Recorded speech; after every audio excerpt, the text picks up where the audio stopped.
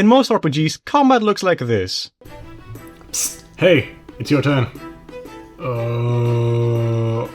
Okay, I wanna use this spell. No, wait. I wanna use this spell that does 20d10 damage. Oh my god, dude, just get on with your turn! In Biophage though, things are a little different. Combat in Biophage is built on constant pressure and fast decisions, while the GM never rolls for any of it. And has a very simple loop.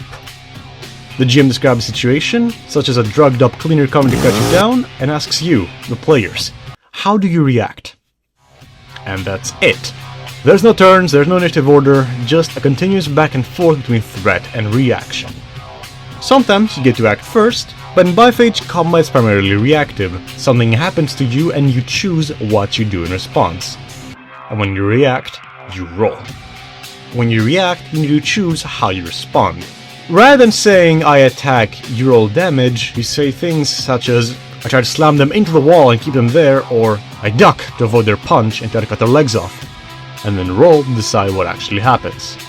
As a reminder, in Biophage, whenever you want to do something, roll 2d6, and these determine whether you succeed or you don't, and if there's any permutations to that result. The riskier and more complicated an action is, the higher the effect, but so is the difficulty of the action itself. Let's have a bit of a quick example. A Biophage is confronted by a cleaner in a subway tunnel. The cleaner opens with a ranged attack, and the Biophage, unanimously deciding it doesn't want to get hit, decides to duck and dodge, a likely roll. The roll results in a yes with an and. Yes, the Biophage manages to dodge this shot and gives him the opportunity to close the distance between the Biophage and the cleaner. The host and the parasite, however, disagree on what to do with that opportunity, triggering a control check. The parasite wins and takes control of the body for an action. The parasite attempts to close the distance and get a hit in with her claws. The roll results in a no with a but. The attempt fails, but the cleaner is forced backwards. A point of adaptability spent by the host allows them to do a reroll, turning the result into a yes. A melee attack is made, resulting in a yes with no additional effect, inflicting a mediocre status clawed on the cleaner.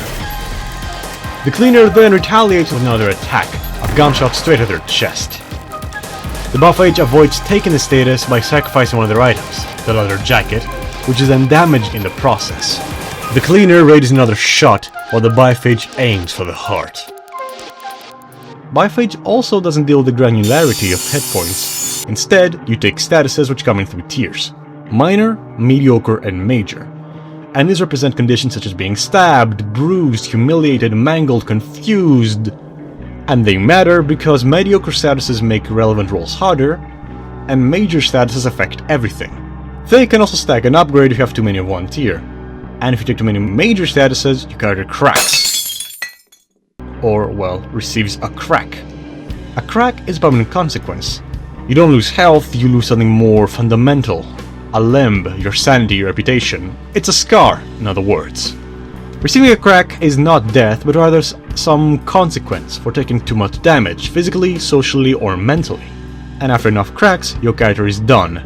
Again, not death necessarily, but receiving your 4th and final crack means your character's story is over. However, you're not defenseless from all of this. You're not just sitting there taking hits. When you're about to receive a status, you can spend attributes to either re-roll a roll you don't like, or use them to reduce the tier of an incoming status, or sacrifice your items to block a status entirely, either marking them for the session or breaking them altogether. Like wrapping a coat around an attack to avoid getting impaled, or conveniently having some perfume that turns a social situation a little better for yourself. And that's combat. It's simple, quick, and narrative-centric, putting emphasis on player choice and making each scene feel dynamic and cinematic.